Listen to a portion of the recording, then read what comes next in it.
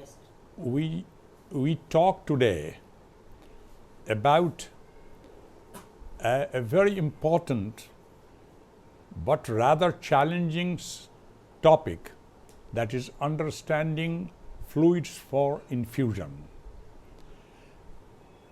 If somebody wants to understand this topic, the theoretical consideration connected to this topic must be clearly mastered. The terminology must be well understood. If once somebody has mastered the terminology and the basics, understanding fluid and its uses in the clinical practice becomes very easy. Now, let's discuss how do we infuse fluid. There are 4 classical routes of infusing fluids. One is through the peripheral veins. Peripheral veins through an intracath or cannula, or possibly if need be and one is unable to access the veins, then one could go for a venicut. This is the most common route adopted, but it is useful for a very short period, and nobody can transfuse and nobody should transfuse hyperosmolar fluid through this route because it always produces severe thrombophlebitis. So the next route is the central veins. The central veins.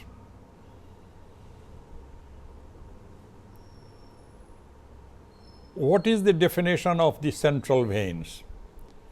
The central veins are veins situated in the thorax, and their venous pressure is roughly corresponds to the venous pressure of the right atrium. Being very large, one could infuse a large amount of fluids and other solutions, and especially the hyperosmotic solutions, the glucose solutions, one will have no difficulty because thrombophlebitis is not the usual accompaniment. If you want to cannulate central veins, you could go through the by a drum cartridge through the cephalic vein. The second preferred site is subclavian vein, but the most favored site at the moment is the internal jugular vein, and you could cannulate it. It goes into the vein, or you can go almost up to the right auricle. If need be, in certain cases, whether especially in the pediatric patient, you can use subcutaneous and rectal routes, though they have their own limitations. Now, before we start this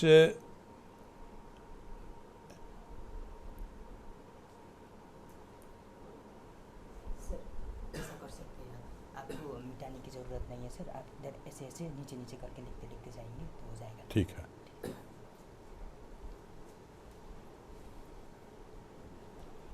Before we start the process of infusion, I would like to stress upon one point where the beginners make most of the time mistakes. The reason is that they don't understand the value of the cannula size. If you try to get hold of the common intracaths, you will find that there is a color coding, and there are, see, the millimeter size is written or gauge is written. Why it is important to understand the gauge of the cannula. You must have been taught in your intermediate classes or in the basic science classes the Poiseuille law or fourth power law. This law appears to be very complicated, but it is not complicated in simple terms. If we enunciate, actually the whole idea of this law is that a change in the diameter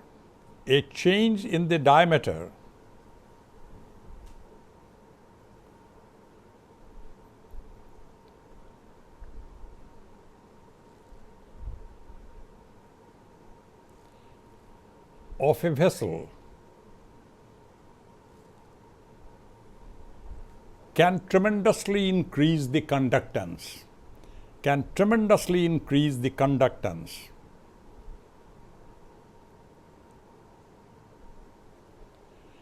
Suppose if the cannula diameter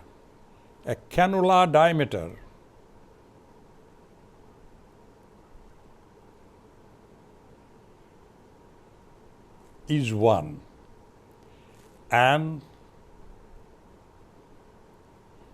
the flow rate is 1 cc per minute. Now, if we increase double the diameter of the cannula, I mean that if the diameter of cannula is, suppose we make it 2, double the diameter of cannula, then according to this law, which is also known as fourth power law, the flow of the fluid will not increase by 2 cc per minute, rather than it will become 16 cc per minute. Now you understand what is the value of the size of the cannula, because in emergent situations, say a shock-like condition, when you want to infuse the fluid or other transfusion things, you are desperate to replace these very quickly. It shall not be possible with a smaller gauge cannula. So, what is the summary? That too slow and too little, there is poor achievement of the goal. And if you transfuse far more rapidly, you end up with pulmonary edema.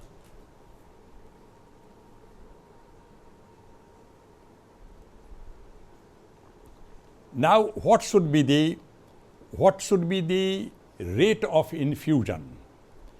You must have read in textbooks, and it is a matter of great practical significance that the textbooks often write that you give this fluid in 2 hours, this bottle of 500 cc in 2 hours, 4 hours, or so much liter of fluid in 24 hours. Now the problem is that you can calculate only the drops per minute. So how to convert these drops per minute and see into the total liter or cc of the fluid transfused in a particular unit of time? Say, let us understand this infusion apparatus. You have got infusion sets. The infusion sets comes into 2 forms. One is usually the bigger one. See, it delivers about 15 to 16 cc, making,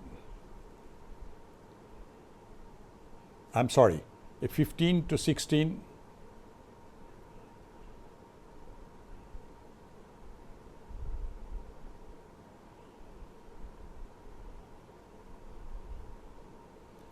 The infusion sets are usually of two sizes. The different size of drops they deliver.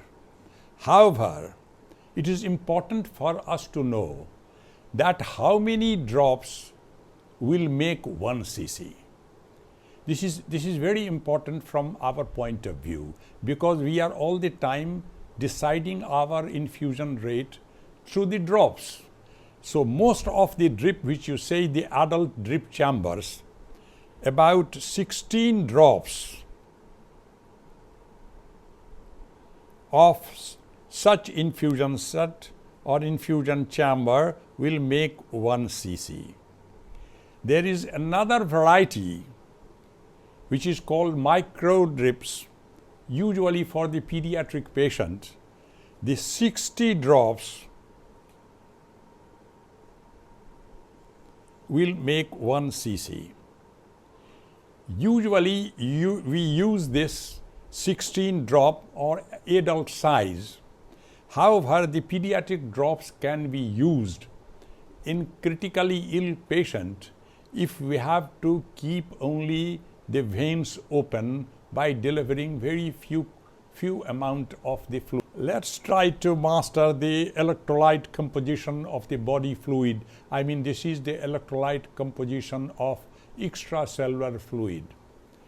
This extracellular fluid is very important from our point of view, because through veins we draw out blood, and in laboratories whatever estimations we do on extracellular fluids, and we must remember it quite well so that we can interpret any results of electrolytes. Now, if we carefully go and see, you will find that the sodium is the chief cation of the extracellular fluid. Its mean value is 142 milliequivalents per liter. Potassium is 5 milliequivalents, calcium is 5 milliequivalents, and magnesium 3 milliequivalents, making a sum total of 155 milliequivalents.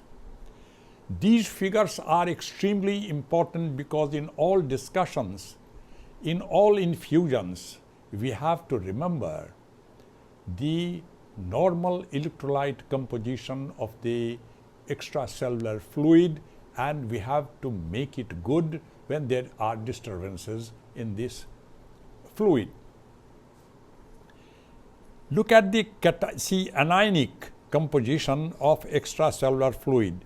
The chief anion is chloride, 103 milliequivalents, followed by bicarbonate, it is 27 milliequivalents. Then the protein, PO4 and organic acid, they make the rest of the anion. They are important from physiological point of view, but from our point of view, the chloride and the bicarbonate is most important, because ordinarily in laboratory we estimate only the chloride and the bicarbonate. Others are difficult to be estimated. So we have to understand. Now, why cations and anions have been separately given? Let's look at the total milliequivalents of anions and cations. One will easily notice that the quantity of anion is very evenly matched by the quantity of the cations. It is 155 milliequivalents of anion and 155 milliequivalents of cation. Now, this is very important for the body, because anions and cations must be balanced by each other, otherwise electricity would start flowing between them, and you must understand that body does produce millivolts of electricity in many actions. They create action potentials, but unwanted electrical circuits will bring a catastrophic result to the body, so is avoided at all costs. And this is the law of electrical neutrality. The number of cations must equal to the number of anions. If the number of anions goes down, the number of cations will have to go down. If one component of anion is lacking, the another component will substitute it to make good and match with the cations. The second thing is the osmosis one must understand as is related to these electrolytes. In body, the osmotic pressure is extremely important, and one must be very alive with the fact that most of the processes in the body between cell and the extracellular fluid or interstitial fluid, between the RBC and the plasma, there is a very free fluid exchange, but is all determined by the simple law of osmosis as we read in chemistry. When we consider osmosis, a mistake is quite often committed by unwary people. Osmosis is the net flow of solvent, not solutes. If the two solutions of unequal strength are separated by a semi-permeable membrane. So therefore, if the concentration of water at one compartment is higher and in another compartment the concentration is lower, there will be net flow of the fluid. The term what is isotonic, hypotonic and hypertonic solutions, I would explain this to you after I have explained the terms, the osmolality or osmolarity of the plasma. Now, the Van 't Hoff's law made it very simple, and if you have got an electrolyte composition of 1 milliequivalent, then it will produce an osmotic pressure of 1 milliosmol. Now, if you remember the ionic concentration of the plasma, it will be very easy for you that the cation has got 155 in total, so it produces an osmotic pressure of 155 milliosmoles, and the anion in the same way produces 155 pressure of 155 milliosmoles. So together the mean osmotic pressure of plasma is 300 milliosmoles. Now this is very, very important. Now the most important thing one has to understand that how to calculate the cc of fluid transfused in 1 hour. Calculation of cc of fluid in 1 hour. We will have to learn one important term that is called drop factor. Drop factor. What is this drop factor?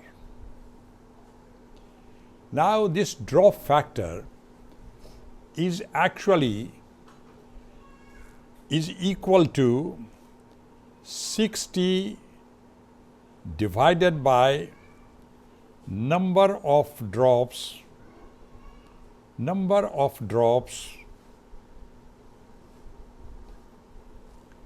needed to deliver 1 cc. Now I have already mentioned to you that the usual infusion sets which they come, the adult sets, the 16 drops makes 1 cc. So the drop factor would be 60 divided by 16 or 15 will be, the drop factor will be 4. इसको change करने था.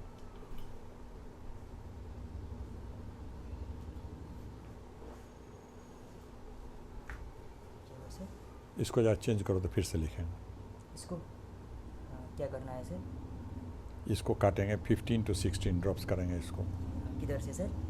आप उधर से बोलिए.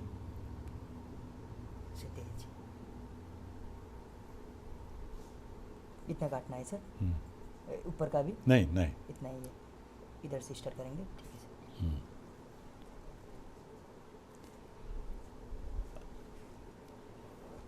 How do we calculate? How do we calculate the drop factor? And this term is quite frequently used. So we must understand this word very accurately. A drop factor is equal to 60 divided by number of drops needed to deliver 1 cc.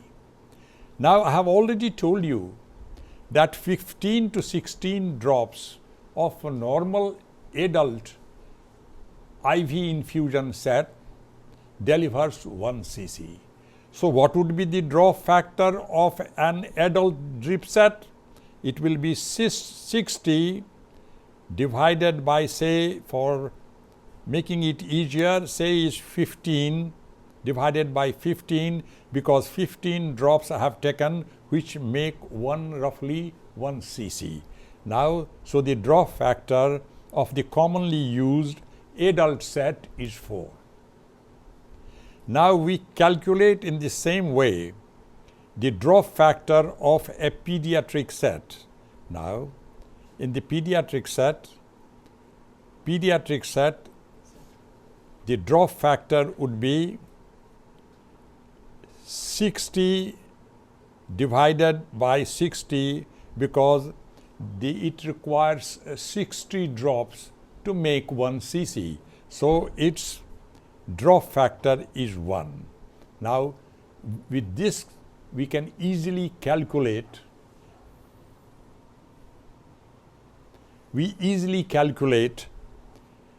the cc of fluid transfused in 1 hour. Now let's see. Suppose if somebody wants and tells you that 300 cc of a particular fluid has to be infused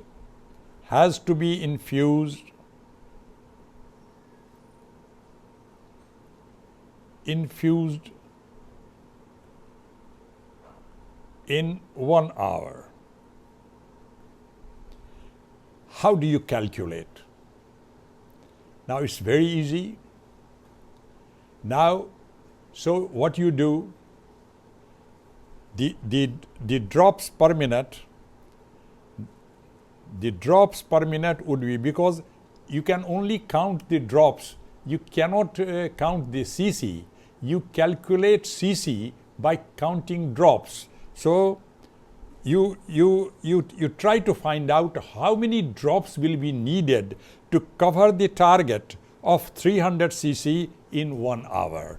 So what we are going to do, that number of drops per minute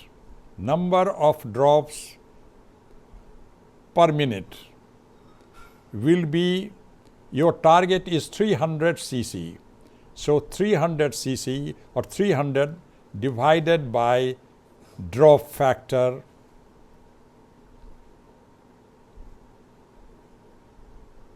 which is 4 in an adult, and the answer is 75 drops per minute. So now you see how easily you have calculated that how many drops you need to give to this patient so that 300 cc could be infused in 1 hour. With any amount of fluid, given to you, you could calculate by this.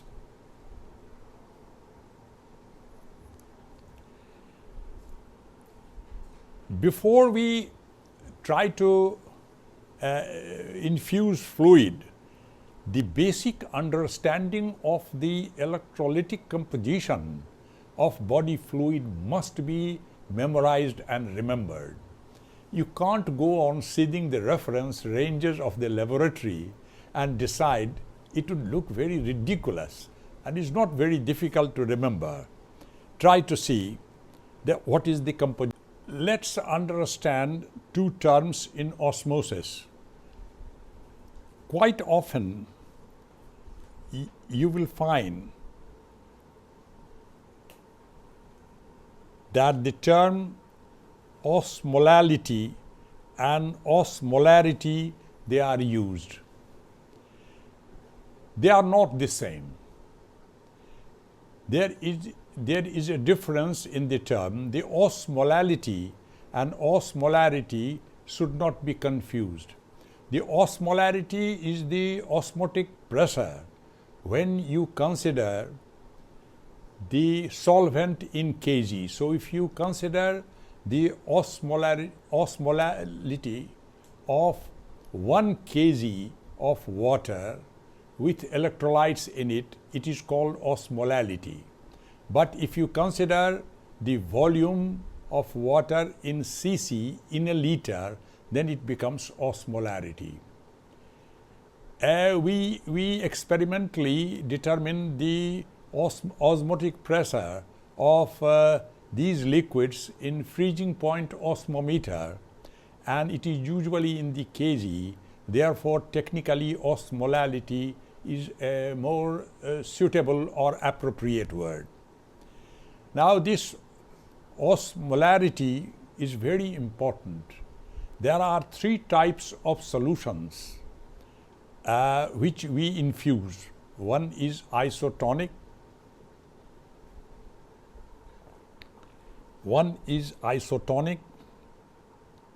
so you have got an isotonic solution, and this isotonic solution means its osmotic pressure is equal to the osmotic pressure of normal plasma. I again remind you that I told you that the osmotic pressure of plasma ranges between 270, 280 to 310 milliosmoles. So, if a fluid exerts a pressure of osmoles between 270 to 310, it is called an isotonic solution. If the osmotic pressure is below 270 osmoles, then it is called hypotonic solution. And if it is above 310, we call it hypertonic solution. Now, you will see the question is often asked, what is this, how are we concerned with this isotonic, hypotonic and hypertonic solution? One must be very clear in his mind that if you are going to transfuse a large quantity of fluid, then it must be isotonic. If you infuse a large quantity of hypotonic fluid, then because the concentration is becomes less in plasma, so RBC will swell up and finally burst, producing very bad results. And the hypertonic solution, the opposite will happen, and the water from the RBC will come down to the plasma. It will attract water in hypertonic solutions, and in that case the red blood cells will sink and again get hemolyzed. Therefore, a small quantity of hypertonic fluids are used, but large quantity of hypertonic and hypotonic solutions are not used. It is only the isotonic solutions should be used. Now, let's have a look at the intracellular fluid it is not as important as the constitution of the extracellular fluid, because we hardly ever estimate intracellular fluid concentration, though technically it is possible. We now have the state-of-art technology, but is not available in common pathological laboratories. But still we must know the certain peculiar differences between the extracellular fluid and intracellular fluid. If you see at the chart, if you look at the subtle differences between the intracellular fluid and the extracellular fluid, one must notice that in extracellular fluid, the sodium is the chief cation, the chloride is the chief anion, and also the bicarbonate is only second to the chloride.